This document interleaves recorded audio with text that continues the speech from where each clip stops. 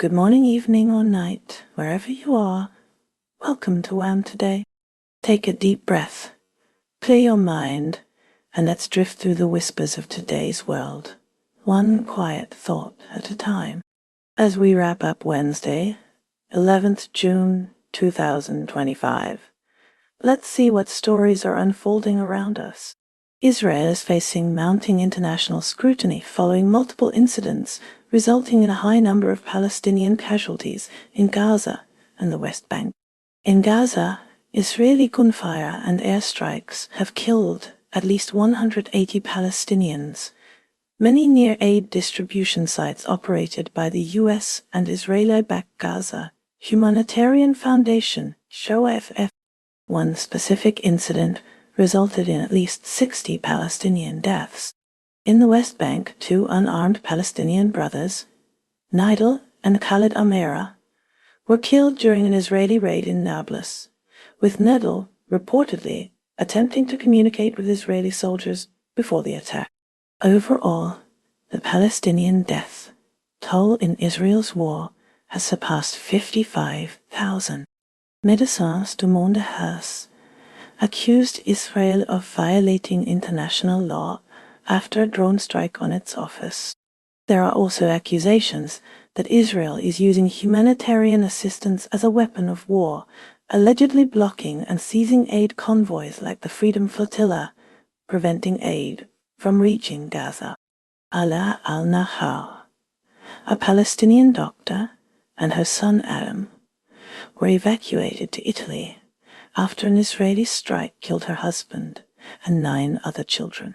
Domestically, Prime Minister Benjamin Netanyahu's government in Israel faces potential collapse due to disputes over conscription, with the opposition submitting a bill to dissolve the government. A vote to dissolve parliament failed, but Netanyahu's position was weakened as some coalition partners backed the opposition motion. Israeli military intelligence officers have also refused to serve in Gaza, citing clearly illegal orders, with 41 officers writing to Netanyahu that the government is waging an unnecessary eternal. Israel intercepted an aid ship carrying Greta Thunberg en route to Gaza, detaining or deporting activists and labeling the voyage a public relations stunt. The remains of 2 hostages in Gaza were recovered, one of whom Prime Minister Benjamin Netanyahu identified as Yeri Yerkov, kidnapped by Islamic Jihad on Oct. 7, 2023. Turning to the United States, the nation is reducing its non-essential staff presence in West Asia due to rising tensions in the region. President Donald Trump has expressed decreasing confidence in reaching a deal with Iran. The U.S. has also criticized a UN conference addressing the Israel-Palestinian issue. The U.S. further warned of diplomatic consequences for countries taking anti-Israel actions following the conference. Moreover, U.S. Ambassador to Israel Mike Huckabee has questioned the long-standing U.S. policy supporting a Palestinian state, a suggestion that would represent a major shift in U.S. foreign policy. United Kingdom. The UK and Spain have agreed with the EU on Gibraltar's post-Brexit arrangements, easing the movement of people and goods. The UK is sanctioning Israeli ministers Ben Gvir and Smotrich for inciting violence, a decision addressed by David Lammy, citing violent incitement and the failure to restrain extremist settlers. Despite NATO Secretary-General Mark Rutte's optimism after visiting Downing Street, the UK has not committed to NATO's proposed defence spending increase to 3.5% of GDP by the mid-2030s. Treasury Chief Rachel Reeves is detailing the Labour government's future spending plans, including military, public transport, and affordable housing allocations, as reported by John Harris, Pippa Crerar, and Karen Stacey. The UK Crime Agency has frozen the assets of Saifuddin Chowdhury, a former land minister and ally of Sheikh Hasina, who was highlighted in Al Jazeera's The Minister's Millions investigation. Ukraine has repatriated the remains of 1212 soldiers for forensic identification. Ukraine and Russia will soon exchange seriously wounded prisoners of war. 2 years after the Kakhovka Dam's destruction, the Ukrainian landscape is naturally regenerating, though this nascent ecosystem is endangered by climate change and plans for a new dam. International relations. Donald Trump's peace efforts in Ukraine are unlikely to succeed, despite his pledges for a swift resolution. The EU and the UK have reached an agreement to ease cross-border trade and travel in Gibraltar, an announcement made by EU Trade Commissioner Maroš Šefčovič following post-Brexit negotiations. China is advancing its industrial capabilities, with the AG-600 amphibious aircraft cleared for mass production, further integrating its financial markets. Hong Kong's Greater Bay Area. Firms can now seek listings on the Shenzhen Stock Exchange. Chery Automobile is planning a Hong Kong IPO for the third quarter. A Labotoy sculpture sold for over $150,000 at a Beijing auction. However, Hong Kong police banned the Reversed Front Bonfire mobile game, deeming it secessionist. China and Japan need to improve public perception to stabilize their relationship, especially given us tariffs. Chinese analysts accuse us, President Donald Trump, of exploiting Los Angeles unrest. Turning to the United States, President Donald Trump has endorsed a trade deal with China, potentially raising tariffs on Beijing to 55% while allowing Chinese students access to U.S. colleges, awaiting approval from Chinese President. Approval from Chinese President Xi Jinping. The draft trade deal might address us military suppliers' concerns over rare earth metal supplies, like samarium. Additionally, JL Mag Rare Earth has secured licenses to export magnetic materials, components, and motor rotors to Europe and Southeast Asia. Austria recently observed a period of national mourning after a devastating school shooting in Graz claimed 10 lives. The perpetrator, a 21-year-old former student named Arthur A., committed suicide after the attack. Authorities uncovered a non-functional pipe bomb, detailed bombing plans, and a farewell letter at his home. This tragedy, ranking among Europe's worst school shootings in recent years, has ignited discussions about Austria's gun laws, particularly its comparatively low rate of gun violence, despite prevalent gun ownership. As the nation grapples with grief, gun enthusiasts are voicing concerns about possible stricter regulations on gun ownership. Moving to the world of motorsports, Max Verstappen is intensely focused on securing a win at the Canadian Grand Prix. He is also acutely aware of the need to avoid penalties that could prevent him from participating in the upcoming Austrian Grand Prix. Northern Ireland is experiencing a surge in public disorder for the third straight night, characterized by anti-immigrant violence. Ballymena has been a focal point, with rioters attacking police using bricks, bottles, and fireworks. Vehicles have been set ablaze, and homes, businesses, and cars have been targeted. 32 police officers have been injured in the unrest. The violence, particularly targeting the Romanian community after arrests related to an attempted rape, has been denounced as racist thuggery. A fire broke out at the Lawn Leisure Centre amidst the unrest, with rioters smashing windows and igniting fires inside. In the United States, specifically Texas, Governor Greg Abbott is deploying National Guard troops statewide to address protests against Trump's immigration raids. The Guard will use all available resources to maintain order.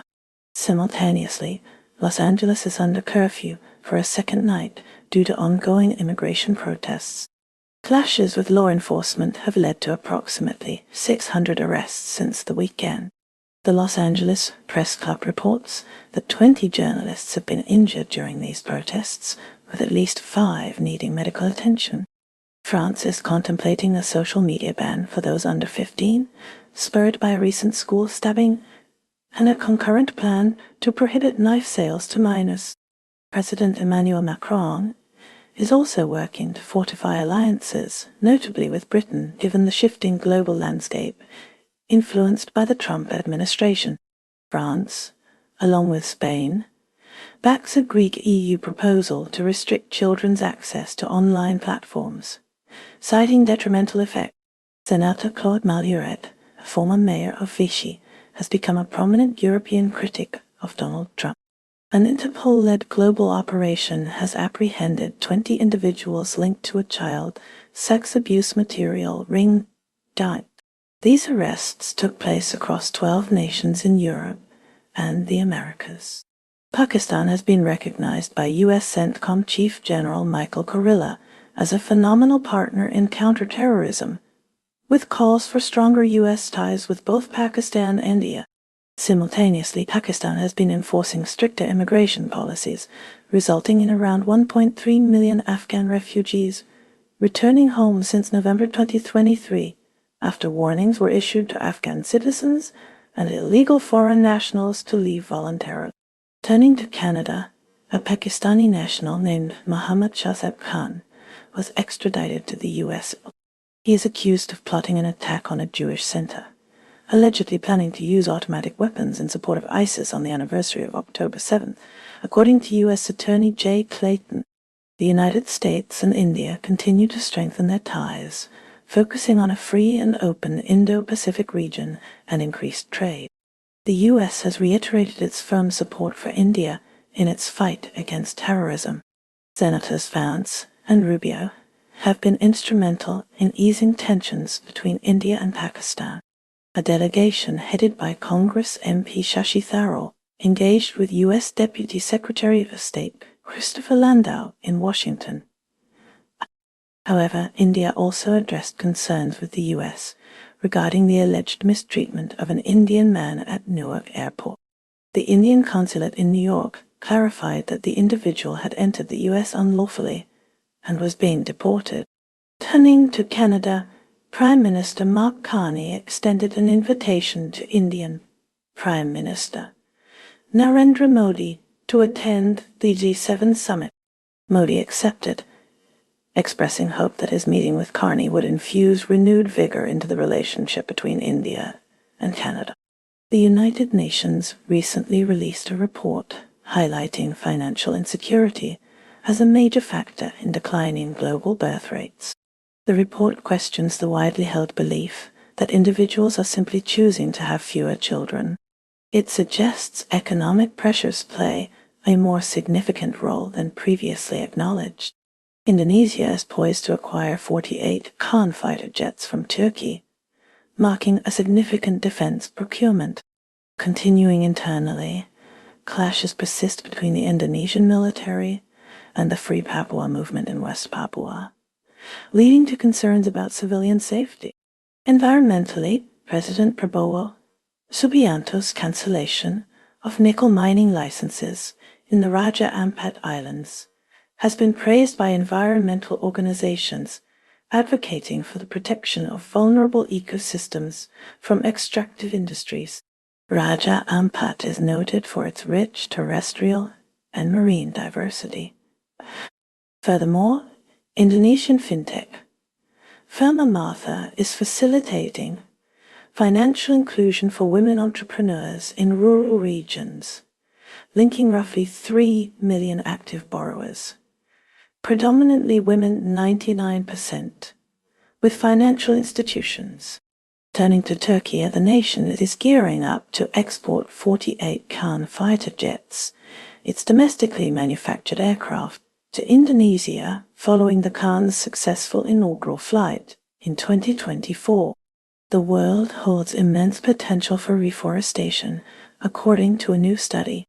It pinpoints the Eastern US, Western Canada, Brazil, Colombia, and Europe as ideal reforestation zones.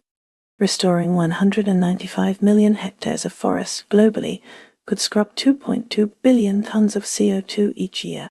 This figure equals the European Union's total annual emissions. Turning to Russia, drone and missile strikes have intensified across Ukraine. A major overnight assault saw 85 Shahed-type drones and decoy UAVs unleashed. The northeastern city of Kharkiv suffered heavily, with 6 deaths and 64 injuries, including 9 children. A previous Russian drone strike on Kharkiv caused 3 fatalities. These attacks occur amid stalled peace negotiations. Domestically, Russian courts are actively targeting key opposition figures. This reflects Moscow's ongoing crackdown on dissent. South Africa is grappling with severe flooding in the Eastern Cape province, which has tragically claimed the lives of at least 49 people, including students caught in a school bus. The disaster has displaced thousands, particularly in Etha, where homes are underwater. Rescue teams are diligently searching for 4 missing children, and authorities fear the death toll could increase as the full scope of the devastation becomes clear. Meanwhile, in other news from South Africa, the country's cricket team faced Australia in the World Test Championship at Lordstown. Australia ended the first day with a lead, capitalizing on a high number of wickets taken. Japan is actively preparing for potential natural disasters, particularly a megaquake in the Nankai Trough, aiming to reduce fatalities by 80% over the next 10 years, from an estimated 298,000. Simultaneously, Japan is addressing cybersecurity threats, with the National Police Agency collaborating in an Interpol-led operation that secured 129 domestic servers linked to malware. Energy security is also a priority as JERA, Japan's largest power generation company, has secured deals to purchase up to 5.5 million tons of liquefied natural gas per year from U.S. suppliers. Public health issues have emerged at the Expo 25 in Osaka, with Legionella bacteria levels detected at 50 times the safe limit. A Chinese fighter jet flew dangerously close to a Self-Defense Forces (SDF) patrol plane. A recent study connected small-clawed otters in Japanese animal cafes to poached wild populations in Thailand, underscoring conservation challenges. Spain faces mounting pressure to address over-tourism through government action, according to Economy Minister Carlos Cuervo. Adding a unique cultural dimension, the Hajj on Horseback project showcases pilgrims traveling from Spain to Mecca over 7 months, with their journey chronicled online. A debate also brews in Madrid, where Sobrino de Botán, the current record holder, is challenged for the title of world's oldest restaurant by another establishment claiming to predate it. Bangladesh is seeing potential political developments as Professor Yunus prepares to meet Tariq Rahman in London, with Rahman the BNP's acting chairman pushing for earlier elections. Simultaneously, Bangladesh is advancing its energy infrastructure with the construction of its inaugural nuclear power plant, initiated in 2023. In related news, the World Bank has shifted its stance to now include funding for nuclear power ventures. The intention is to spur industrial growth in developing nations, lower worldwide emissions, and strengthen the U.S.'s position in the evolution of advanced reactor technologies. The United States is gearing up to co-host the World Cup alongside Canada and Mexico. This major sporting event will showcase 48 teams in a total of 104 matches. Adding a lighter note, 2 announcers from Korean broadcast are becoming viral sensations in the U.S., celebrated for their spirited commentary during the recent NBA Finals. Colombia is currently embroiled in a period of heightened political tension. Mass demonstrations are unfolding in support of President Petro's ambitious labor reforms. These protests occur alongside escalating violence, marked by bombing incidents and the attempted assassination of Senator Miguel Uribe, a former presidential candidate, sustained a gunshot wound to the head and is in critical condition, although medical professionals have observed some positive signs of brain activity. A 15-year-old has been arrested and charged by Colombian authorities with attempted murder related to the assault on Uribe. Brazil's Supreme Court justices agreed to hold social media companies accountable for user-generated content. Princess Kako of Akishino from Japan met with Brazilian President Luis Inácio Lula da Silva at the Presidential Palace. The unfinished manuscript of murdered British journalist Dom Phillips was completed and published by his colleagues. Australia's Defence Minister Richard Marles found robust support in Washington, D.C. for the AUKUS submarines program, even in light of a review previously launched by the Trump administration. Adding a somber note, Erin Patterson, a 50-year-old Victorian woman, pleaded not guilty to 3 counts of murder and 1 count of attempted murder related to a fatal beef Wellington lunch in Lyon the last year. Denmark recently approved a defense agreement granting the United States extensive authority within Danish territory.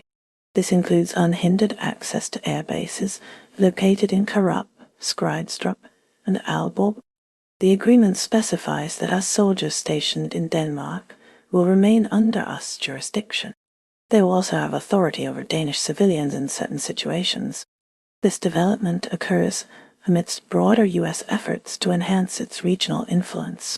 It is reminiscent of former President Donald Trump's previous interest in acquiring control over Greenland, a semi-autonomous territory belonging to Denmark. New Zealand's banking sector sees its Pacifica uniform as a positive step in promoting cultural awareness. Defence Minister Judith Collins addressed the AUKUS Defence Alliance, saying New Zealand finds no need to comment on the Pentagon's review. The upcoming election is expected to be competitive, with the economy being a key issue for voters. Recent polling data shows Labour has overtaken National after the budget announcement.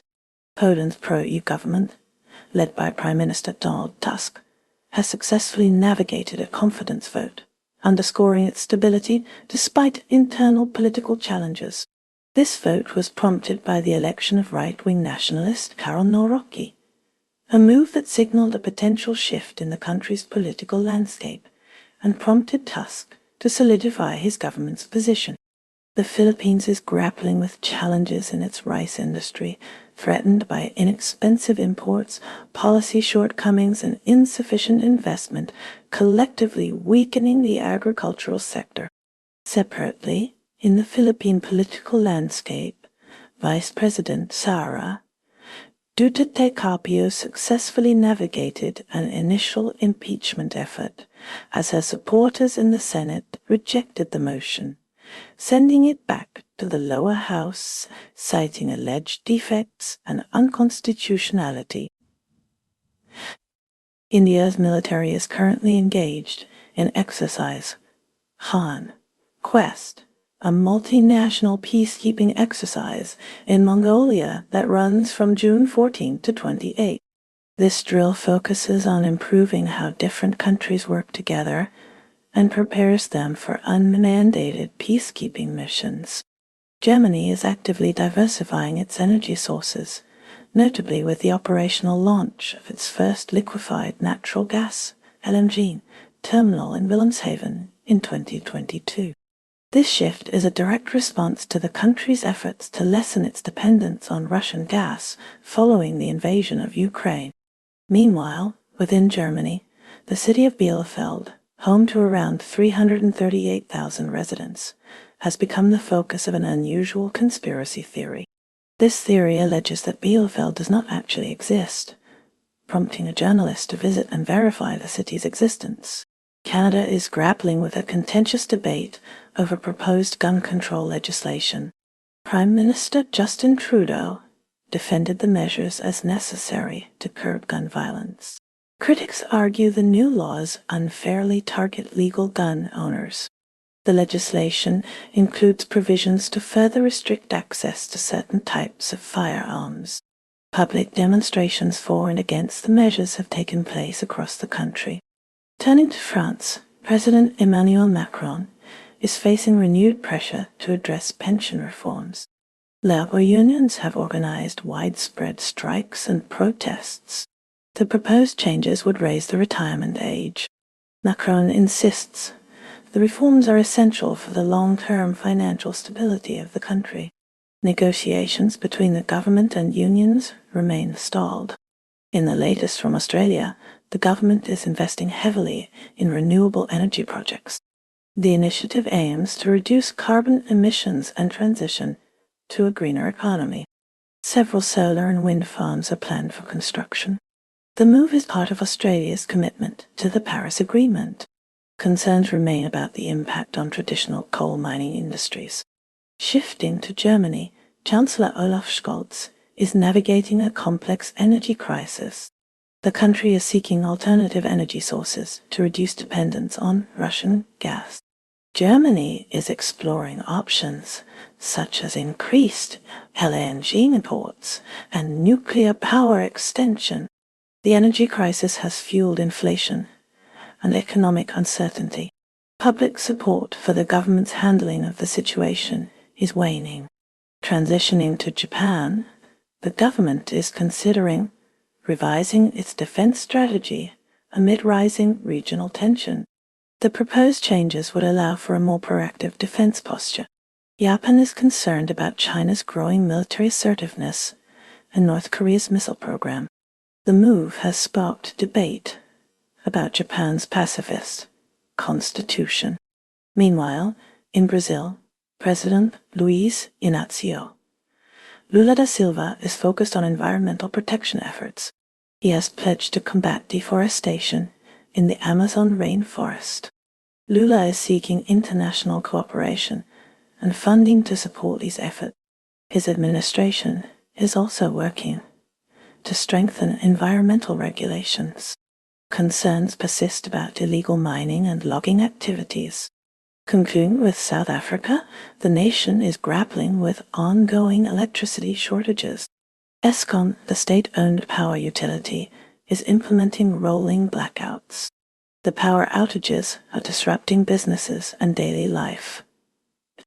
The government is seeking solutions to address the energy crisis, including renewable energy investments and structural reforms at Eskom.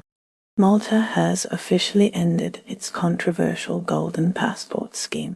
This program allowed wealthy individuals to gain Maltese citizenship through substantial investment. The decision comes amid sustained pressure and criticism from various international bodies and watchdogs. Concerns revolved around the potential for money laundering and the erosion of the value of EU citizenship. The U.S. is preparing for a partial embassy evacuation in Iraq as security risks escalate in the Middle East, with military dependents authorized to depart. Further, Donald Trump's travel ban, affecting Myanmar and Laos, is causing concern. It could negatively impact U.S. Southeast Asia relations and close off escape routes from those nations. Asian students are reconsidering plans to study in the U.S. due to this uncertainty. Turning to Bougainville, independence talks near Christchurch are progressing, with the governments of Bougainville and Papua New Guinea agreeing to present the 2019 independence referendum results to their respective parliaments. In Poland, Prime Minister Donald Tusk is working to reassert control over his centrist, pro-European government following a recent political setback. Hungarians are protesting against Viktor Orban's government after the passage of laws banning public LGBTQ events. In Malaysia, a feud within the ruling party has intensified, with supporters of Rafizi Ramli alleging police targeting related to social media posts about the recent party elections. General Motors in the U.S. announced plans to invest $4 billion to shift production from Mexico to U.S. manufacturing plants, leading to a rise in the company's shares. The shutdown of Singapore-based airline Jetstar Asia signals tough times for low-cost airlines, which face higher costs and increased competition. A restaurant chain in Thailand, MK Restaurants, apologized after facing food shortages during an unlimited premium dishes buffet promotion, with diners reporting long waits and unavailable menu items. The EU's spending watchdog has reported that funds meant to combat forest fires in Europe are not being used effectively, failing to reach areas where they could have the greatest impact. Texas is readying its National Guard for potential protests, with Governor Abbott's office stating the state will not tolerate the lawlessness seen in Los Angeles. In Georgia, authorities are threatening domestic terror charges in response to unrest. These preparations are happening as IOC leaders are praising Los Angeles, the host city for the 2028 Olympics, despite the unrest. Olympic officials are maintaining a calm, long-term perspective despite military deployments and reports of unrest. Meanwhile, the Taliban claims Afghanistan is secure, but ordinary Afghans report widespread hunger, poverty, and fear. And that's a wrap for today's news, because even headlines need a nap. Stay curious, stay kind, and let the noise fade as you find your quiet. Take care, stay awesome, and I'll see you next time on WHAM Today.